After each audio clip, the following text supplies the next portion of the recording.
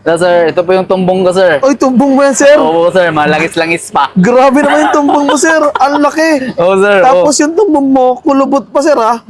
Grabe naman yung tumbong.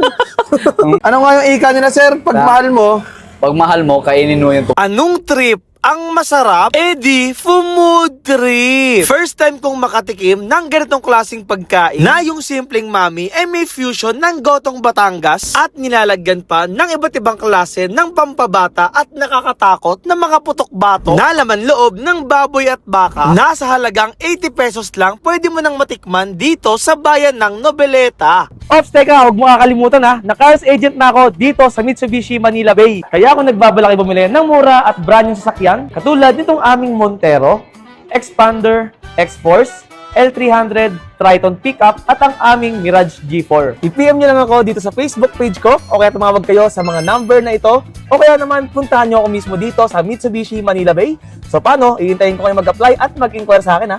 Bye-bye! hi, sir. Magandang gabi po. Gabi po, sir. Ano ba yung mga tinitinda mo dito, sir? Sir, nagtitinda po ako ng sir, papaitan. Papaitan? Opo. Wow. Papaitan. Mukhang masarap yung papaitan mo, sir. Yes, sir. Tapos, Ano yan, sir? lamang loob po ng baka. Yung mga Yan, laman oh. niya. Tapos, lamang sir, loob yung ng baka. ginamit kong pangpapait dito ay isang abdo. Abdo? Yung abdo po talaga. Mapait talaga yun, sir, no? Ito talaga, sir. Tapos, sir, ano pang tinda mo dito bukod sa papaitan? May ano din po tayo, sir. Gotong Batangas. Gotong Batangas, At sir. saka yung nakilala, sir, na baka mami. Baka mami? Baka mami. Ano po yung baka mami, sir? Bali, sir, yung sir, gotong Batangas at saka mami, pinagsama ko po. Kinumpay Akala ko ko, po. sir, yung baka mami. Hindi ka sure kung mami. Hindi yun, sir. Ay, hindi. Kala ko ganun, sir, eh. Opo. Bali, meron kang papaitan, gotong Papaitan. Batangas, At saka yung baka mami. baka mami. Opo. Yun yung kakaiba dito, sir, baka Yes, sir. mami. Ito Pinagsama pala yun. ko. Yun. Baka mami yan. Ano mga laman, sir, nung gotong Batangas mo, sir? Ang una, sir, ito yung tumbong ko. Tumbong mo, sir. Sir, Yung laman ng ano mo, gotong sir. Batangas. Tapos, ano po, yung laki. baga, atay, libro. May libro? May libro din, sir. Ano yung inaral ni Jose Rizal yun, sir? Yes, Yung libro. Oo. Ano pa, sir? At saka yung sir, may kasama din tong balat. Ang dami, sir, ha? Puro laman loob ng ano yan, baboy. Opo.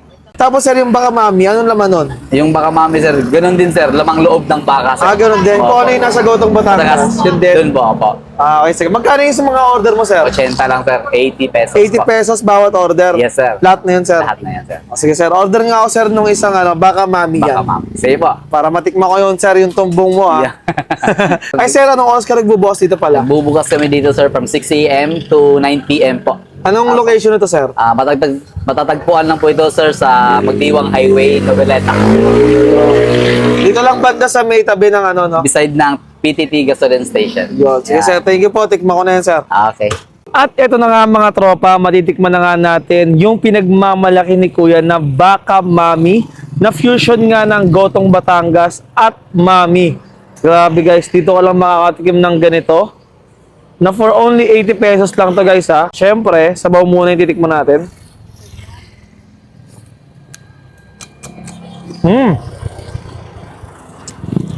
Okay ha. Malinamnam yung lasa ng sabaw.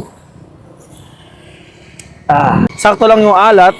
At the same time, nag-balance yung lasa ng mga laman doon sa sabaw niya. Sarap. Nakaka-relax siya guys. Very comforting yung lasa ng sabaw guys. Solid. So guys, kuha tayo ng laman tsaka ng noodles. Ang sarap. Grabe. Yung nakain ko parang ano siya, isaw. Malambot yung isaw, wala kang malalasang iba. Alam mong malinis. Yup. Naman guys, parang baga ng baboy. Tikmo natin. Okay.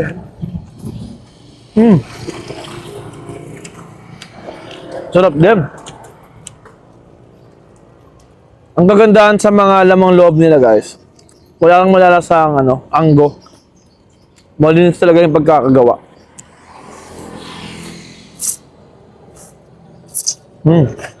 Ganda pala yung lasa ng pinagsamang gotong Batangas at mami. First time ko lang makatikim ng ganito. Okay pala. Galing nung naisip ni Kuya, no? So na mga tropa, ubusin ko muna to. Maraming salamat sa panood nyo. Paalam. Bye-bye!